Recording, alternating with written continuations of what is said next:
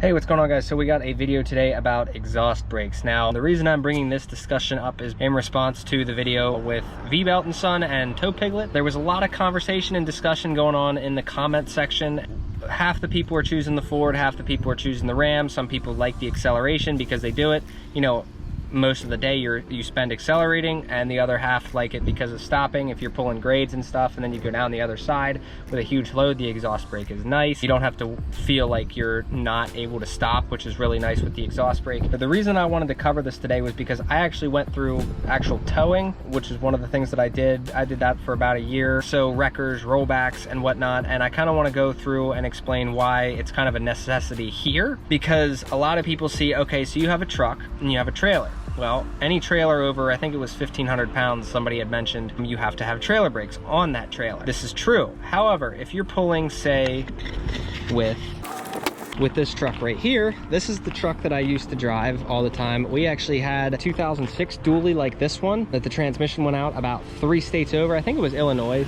And we actually used this truck to pull it back. Now this is a Ram 4500, 16,000 GVW, standard wrecker unit. Pick up the front wheels, drop the drive shaft. We got dollies for it too for the 4-wheel drive vehicles. Towing something with 9,000 pounds on top of this thing weighs 10.5 empty. We've already weighed it. It does have the exhaust brake from the HE 351. And pulling that truck back, I never had a problem with stopping. It was kind of nice. When you turn the exhaust brake off, this thing really didn't want to stop. Actually, if you pull like that truck, I've hooked it up quite a few times before we did the engine. And if you hit the brakes with this, with your wheels cut either way, it'll just go straight in this parking lot. You can see it's kind of like a gravel parking lot. So this is just one truck here as an example, but wrecker. So no additional brakes. So obviously being a 4500, this does have the bigger brakes than the 3500 counterpart. I will get into a 3500 here, but now I would like to move up to the 5500. So you guys can see one vehicle will go on the bed, and in most cases, one vehicle will go on the wheel lift. Now, with that being said, do you take, like, say, a minivan or something, put it on the bed, and then you take like another car and put it on the back? Sometimes you'll gross a lot more than what the GVWR is on this truck. I think this one is 19.5. And unfortunately, if you look at like other companies towing too, in most cases, they always go over that because it's kind of hard not to with this thing. So, I mean, you'll have one of these things loaded down to like 26,000 pounds sometimes. I've seen some of the local towing guys go around here. So you got 2 cars on the back of this. Mind you, these weigh about, I think it was 14 or 16,000 pounds empty. So one car, you're already at 19.5. This thing has an exhaust brake too. It's super nice.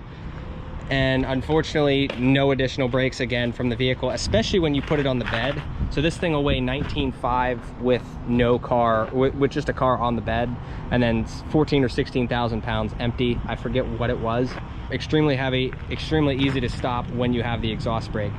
And now, unfortunately, the other truck, the white rollback that I was working on in the other video, the exhaust brake didn't work on that. So what ended up happening, every single time you would try to stop with 2 cars on the back, it really didn't want to. It didn't want to stop. It had no acceleration because the small side of the turbo wasn't working. The vanes weren't opening right. With the exhaust brake though, you put 2 vehicles on the back of that and that thing did not want to stop at all. It was absolutely terrible. Now that's just with that. So the third case that I want to get, and I will put a picture up of this truck. This thing used to have a wheel lift unit like on the back of that, but a sneaker hitch. A lot of guys know about it. I had 3,600 subscribers before and all of them have seen it. I had that unit on the back here, and obviously anytime you'd move a car with something like this has a 9,000 pound GVW and it weighed just about 10,000, like 9,500 to 10,000 pounds with the wheel lift on the back. So, and then you start throwing cars on the back. I mean, you reinforce the frame on one of these and you can tow a decently sized unit. I mean, I've had Honda Odyssey minivans towed on the back of this thing. Now you're adding an extra 4,500 pounds with no additional brakes.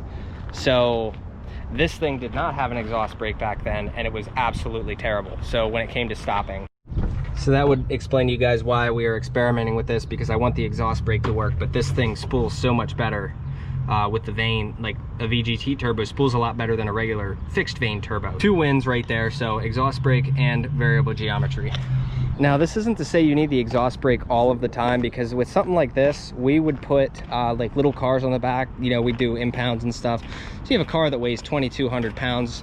With a truck like this, you really don't feel it. With anything bigger than that, you generally do. So like I said, the exhaust brake definitely comes in handy there, especially like even if you move something like this, it starts to get noticeable. Now, moving away from the 4,500 and 5,500 towing, this is the 5,500 cabin chassis truck that we had. This truck I used to pull, and same with the 3,500. This truck was grossed down to about 40,500 pounds with the mobile kitchens, trailers, and I'll tell you what, with this truck, without an exhaust brake, it is absolutely terrible. Yeah, I would definitely prefer to have the exhaust brake in this, so that's why it was nice to be able to use it back then. And at one point, the wiring wasn't working right, so there was absolutely no trailer brakes at all.